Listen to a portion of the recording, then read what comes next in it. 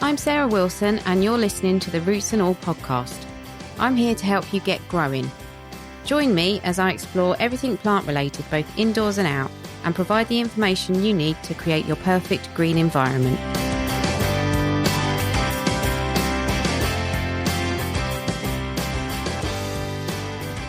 Hello and welcome to this week's episode of the podcast. This interview features two guests instead of the usual one, and those guests are Lottie and Connor, founders of Earthly Biochar. Maybe you already use biochar in the garden. Maybe you've heard of it but aren't quite sure what it does or how it works, or maybe you're completely new to it as a concept. In any case, I'm sure you'll learn such a lot from this interview. The interview starts with Connor describing the beginnings of his and Lottie's journey into biochar. We were quite concerned about climate change and we wanted a way to use our entrepreneurial spirit to do something about it.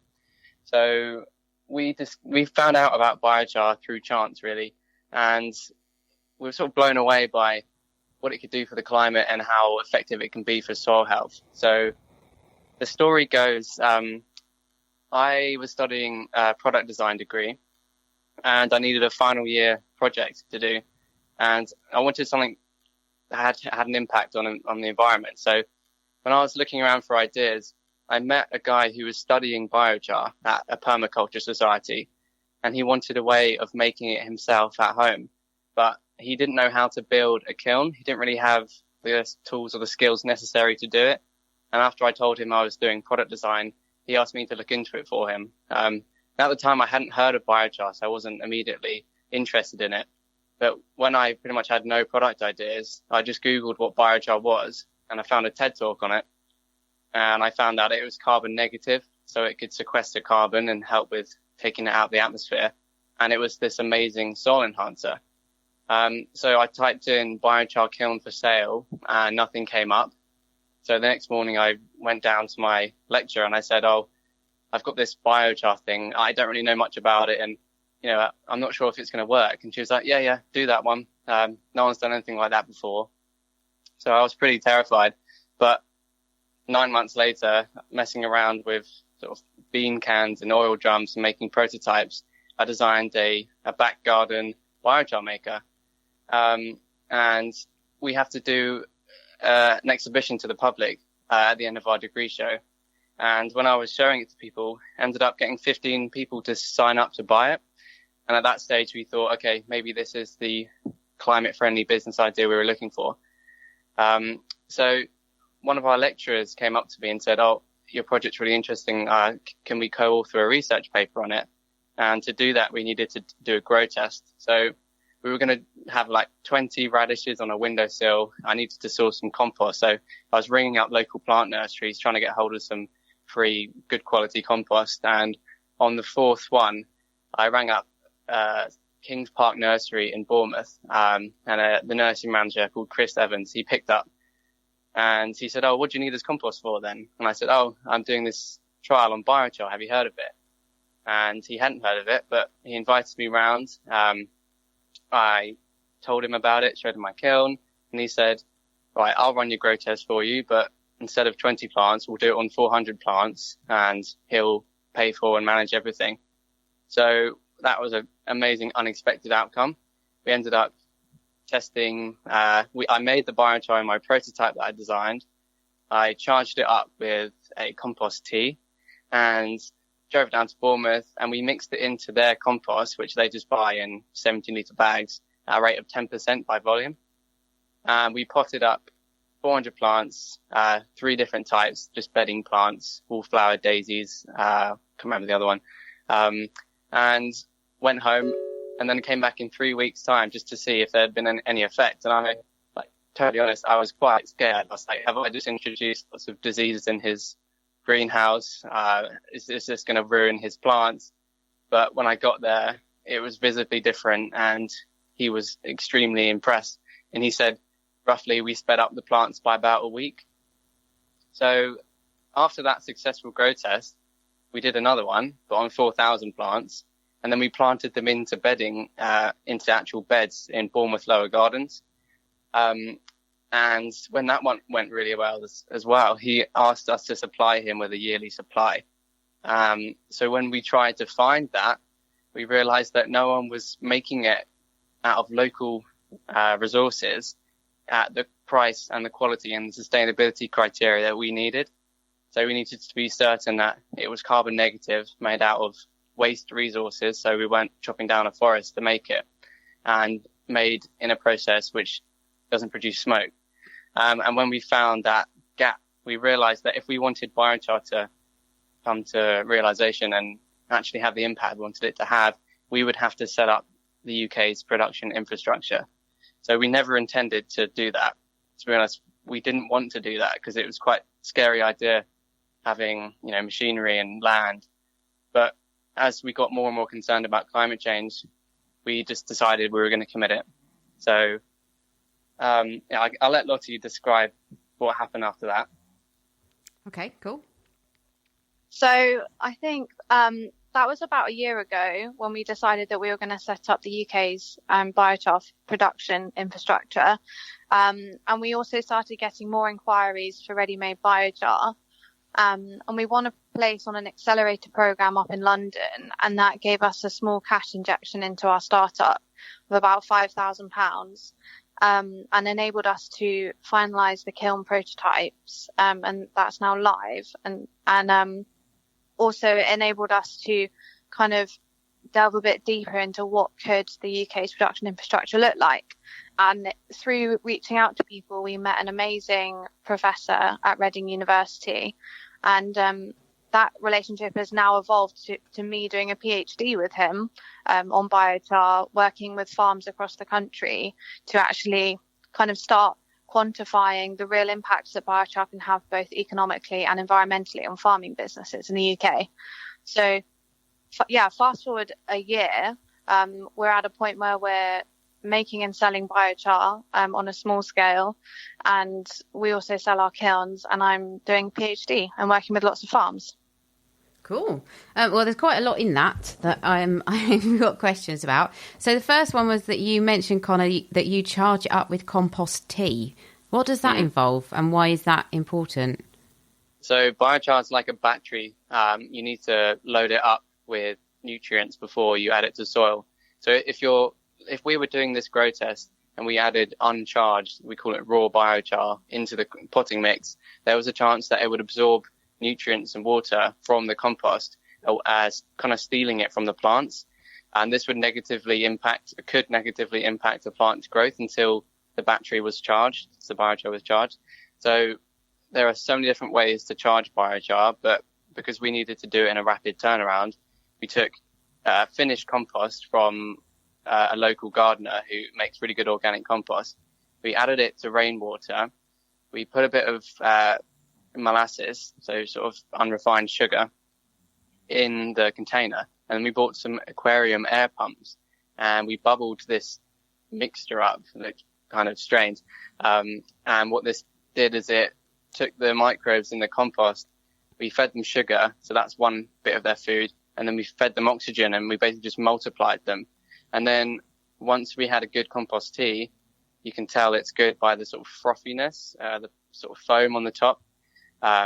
We steeped our biochar in that, like a tea bag sort of thing.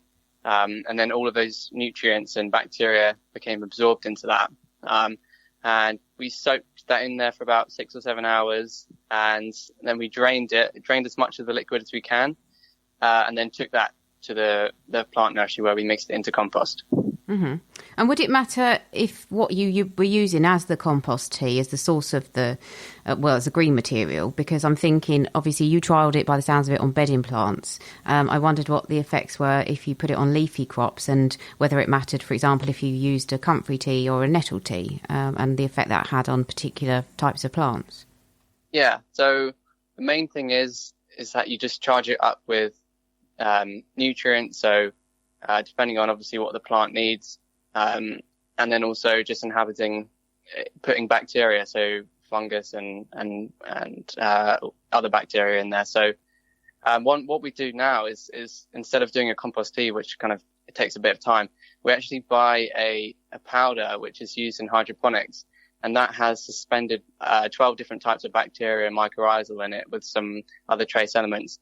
And when we add that to water, those microbes sort of reanimate, and then we add some liquid seaweed into that and then soak our biochar into that. So we'll just put that in a watering can and then pour that over the biochar in a bucket, just mix that up. We don't even soak it for that long, and then we'll then mix that into compost. I don't know if you have anything to add on different plants requiring different things. I think if you are planting with specific plants, like Connor said, just bear in mind of what you're actually going to be growing using the biochar. So if you've got a plant that needs a lot of nitrogen, then make sure the compost tea that you're soaking your biochar in has the correct kind of NPK ratios for that plant. But other than that, I haven't actually heard of any specific requirements for, I think the only thing, because biochar is made from wood, it has a really amazing porous structure, which is why it acts like this sponge in the soil. There is one requirement if you're planting larger species. So if you're planting trees, you want your biochar to be slightly larger just because the roots are larger. But other than that, there aren't really any kind of specific requirements for the different plants that you're planting with. Mm-hmm. So you provide the biochar or facilitate people making it themselves, and then they do the compost tea process? Yes, and when we sell our biochar, we sell the powder with it. So you can make up the microbial solution at home, because lots of people don't always have access to that kind of product. So we have that. That just comes with the biochar as standard. Mm-hmm. So when you did your plant trials, obviously you anecdotally they were about a week further advanced than they would have been had the biochar not been used. Have you done trials to see that in a kind of controlled setting, or is that part of your PhD, Lottie? That's definitely part of the PhD. The nursery trials on those 4,000 plants, that was I would say semi-controlled environment. It was in large glass houses at a nursery, and they had the same watering and feeding patterns on both the controls and the tests. And we took lots of photographs of the differences in root development as well as above ground growth and flowering. But there wasn't any more kind of lab analysis done after that. So that's why I'm doing the PhD, because I want to look at the increase in biodiversity and microbial populations in the soil as a result of using biochar, and also quantify what happens if we deliberately reduce watering and fertilizer in plants with biochar, and if that sponge effect can still improve the plant's growth even though we're giving them less resources. And that kind of study has been done before. There's a lot of literature out there which suggests that in good quality soil, you can see an increase of about 12% in yield with a reduction in water and feed. But I want to quantify that myself in the UK using plants that we grow here, because a lot of the research has been done in tropical soils, hence why I'm doing this PhD. Fascinating stuff. So you said about when you make it, you ensure it's made responsibly and it's made with waste resources. What are waste resources? So the UK, in order for it to be carbon negative, you've got to think about, so in the UK, there's between 5 and 10 million tons of waste wood being generated each year. And you sort of think of this as a ticking carbon time bomb. Most of the time, this wood will end up in landfill or incineration. In landfill, methane is produced as well as CO2, and methane is 25 times worse as a greenhouse gas than CO2.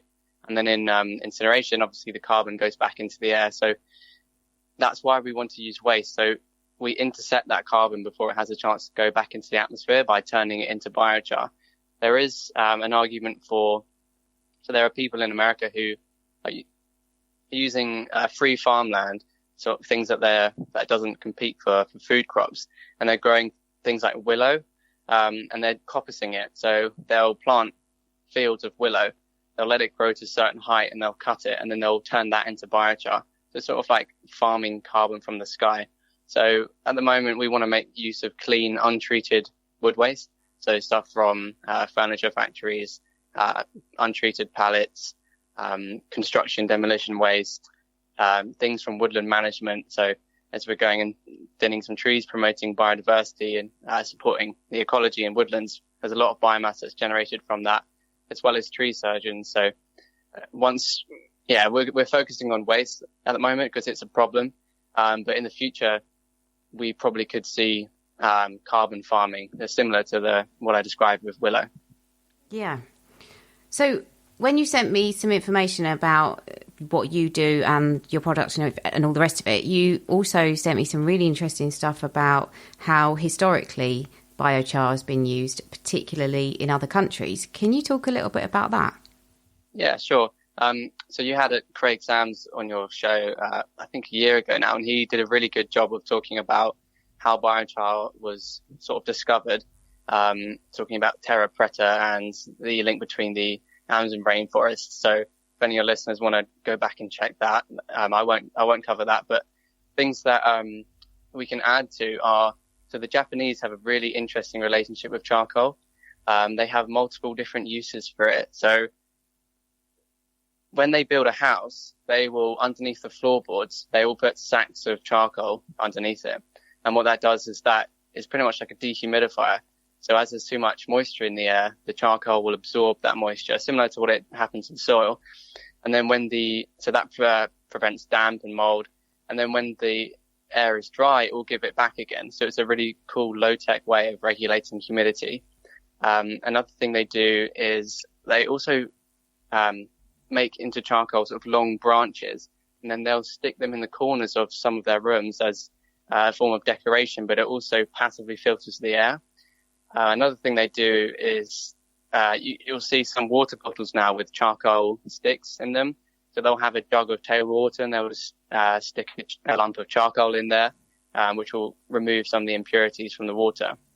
Another thing they do is they put the charcoal in breathable sacks and they'll put that in their fridges, in their veg drawers, and that will absorb some of the ethylene gas, which will slow down ripening and increase shelf life of food.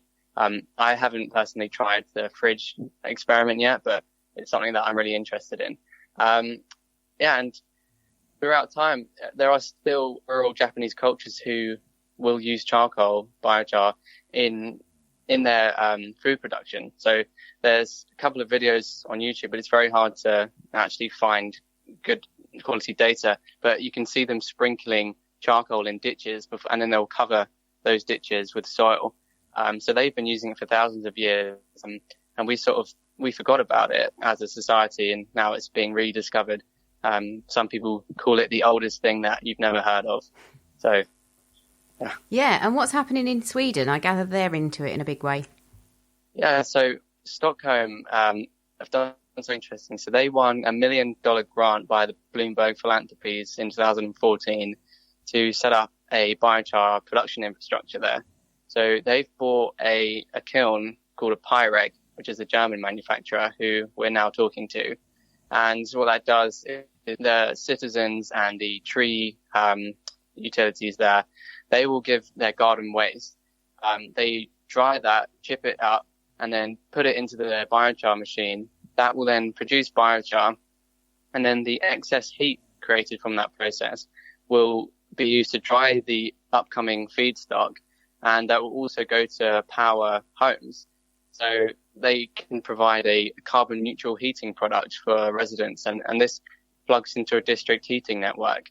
And one of their machines can create enough heat for power 182 homes. So they're capturing carbon, they're getting rid of a waste resource, and then they as a thank you for the citizens giving their garden waste, they drop off some garden waste and then they come and pick up biochar in return. And they're doing that at the moment just because they're trying to get the word out. So yeah, that's what they're doing now. And they now have plans to set up 6 of these around Sweden. So they're very progressive, and this is something which we want to learn from and replicate and add to. So that is, we will be putting out a blog on the Stockholm Biochar project. We found some really good PDFs that they've released, as well as an interview with them. So we'll make those available on our Instagram and our website blog. You assume when you use garden waste, it will be a mixture of not just woody material, but also slightly softer material. Is that still okay for producing the biochar? Yeah. So if it's made in these large kilns that Sweden have, you can put any biomass in there. So that's anything that's natural and has carbon in it. And there are some kilns that are even designed to take sewage sludge and turn that into biochar. But when you're making it at a small scale in your back garden in our biochar maker, that can only really take just wood waste. And that's because it's really hard to burn kind of wet and green material. But on a large scale, any form of biomass is fine.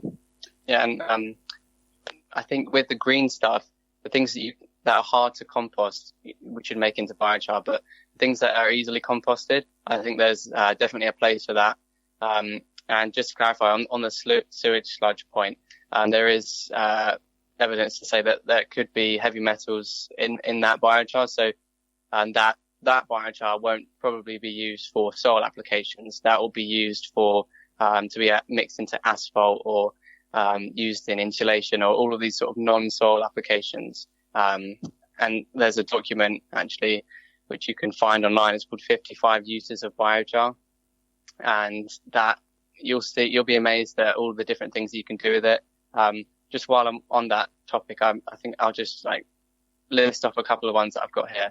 So, as I said, it does the stuff in your fridge. It regulates humidity, but you can also put it in your cat litter. So, it will control odors, and they've estimated that if we replace our cat litter, our global use of cat litter, so if we replace 20% of it with biochar, and we can sequester 1.6 million tons of CO2 each year. And this is something which some of our customers are now using. And funnily enough, there's a customer called Concrete Gardener up in Newcastle, and they've just told us that their kitten has started behaving in a much calmer way. So the kitten was really erratic, and as soon as they added biochar, they've calmed down, and we have no explanation for that whatsoever, but that's an unexpected thing. And then other ways to use it in the home. So probably my favorite way to use it is in my kitchen compost bin. So I'll have quite a big compost bin in where I put my veg scraps. And when that gets full, it can really stink. And then when you empty it as well, sometimes that's not very pleasant. So what I will do is I'll sprinkle a layer of biochar in the bottom. I'll add a layer of food scraps, and every so often I'll just cover the top of that with more biochar. So what that does is the smell is methane. And as I said, it's 25 times worse as a greenhouse gas than CO2. So it's really important to try and do something about that. So when you put biochar on top of that, it will absorb some of that methane and stop it from going out, making it a lot more pleasant, and it will absorb the excess liquid as well. And then the benefit is when you take that to your compost bin, you've already mixed biochar into your compost. And with all your other garden waste, eventually you'll have a perfect mix of biochar and compost. And there's one other thing. So with rainwater butts, sometimes they can get a bit stagnant, a bit smelly. And one thing that you can do is you can get a pair of old tights or something permeable like that, fill it up with biochar, put a couple of rocks in it to weigh it down, and then that will passively filter the water and absorb excess nutrients, just to keep it fresher.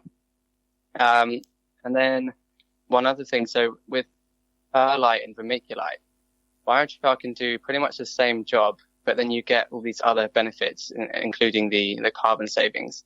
And there's a really great book for anyone really interested in biochar called Burn Using Fire to Cool the Earth. It's by Albert Bates and Kathleen Draper. And in that, they talk about something extremely shocking, which I didn't actually know. And so vermiculite mining causes health effects similar to asbestos. So in what once was the world's largest vermiculite mine in America, 400 people have died from asbestos-related diseases. And the Environmental Protection Agency had to pay $120 million to clean up this mine. So there are some potentially negative health implications from its mining.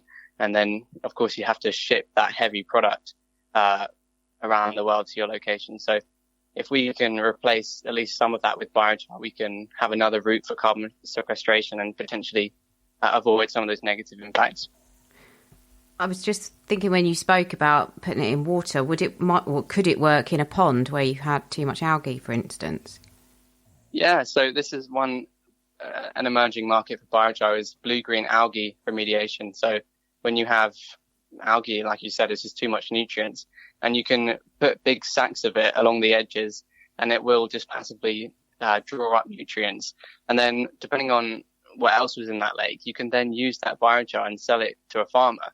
So there's this great thing, because it has so many uses. You can buy it once and then use it 2 or 3 times.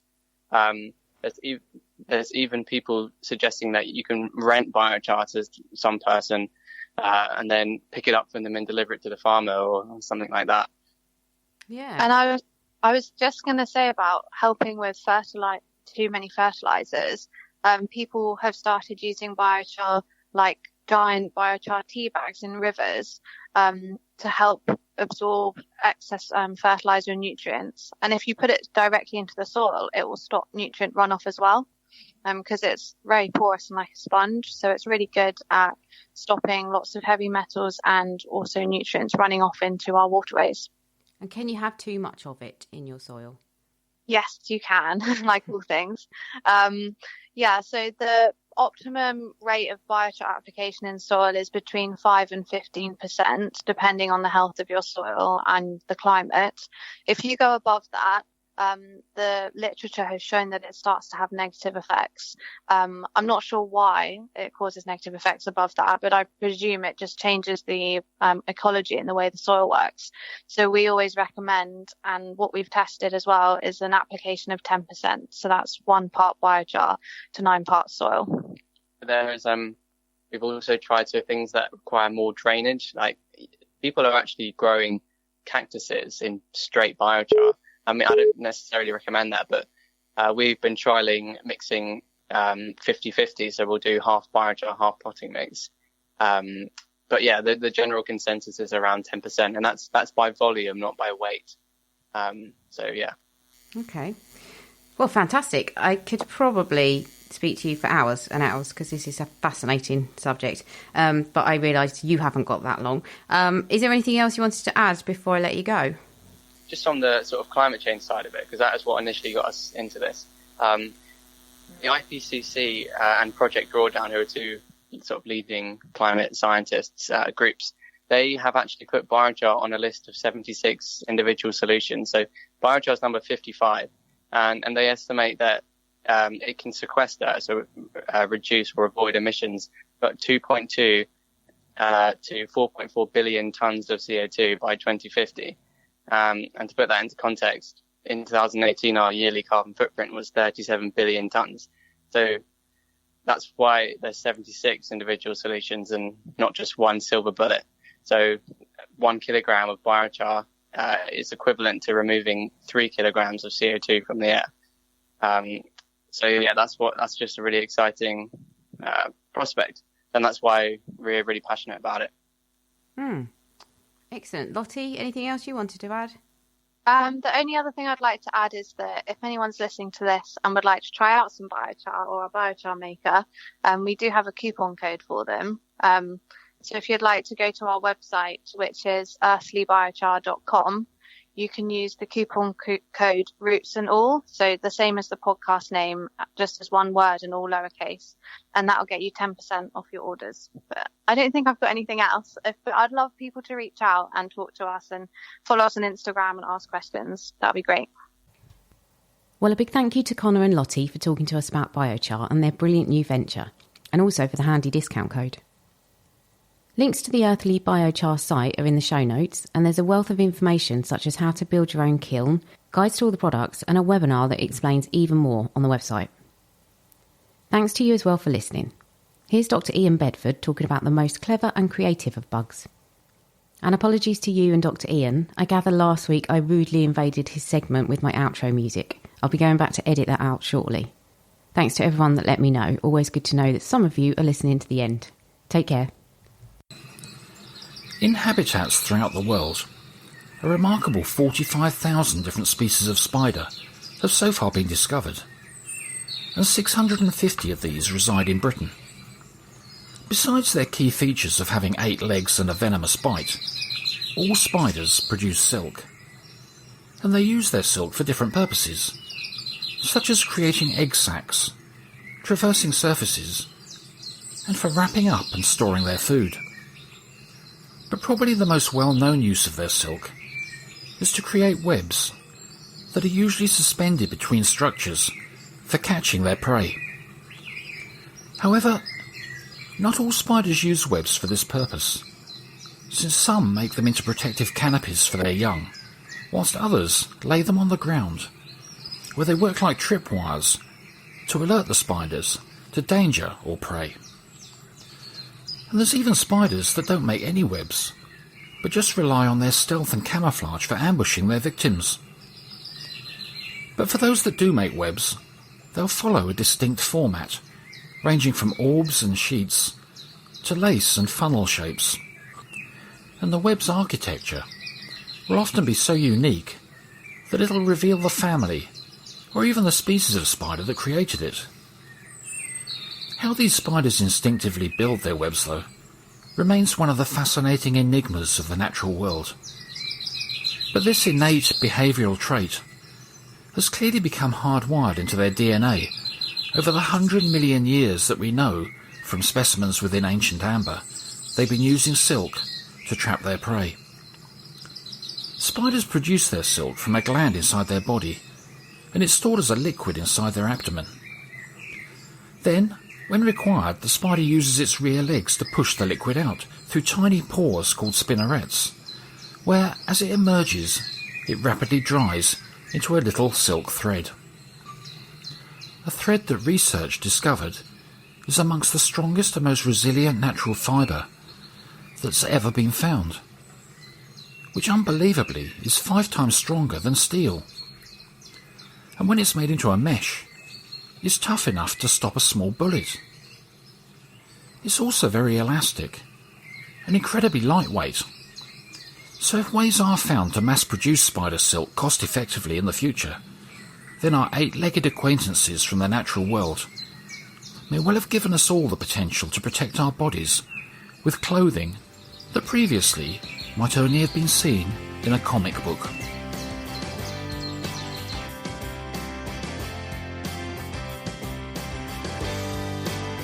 You can download or listen to the podcast direct from the website www.rootsandall.co.uk, where you'll also find my blog and a sign-up form for the newsletter, which gives you a weekly roundup of content, plus the inside scoop on things like upcoming guests.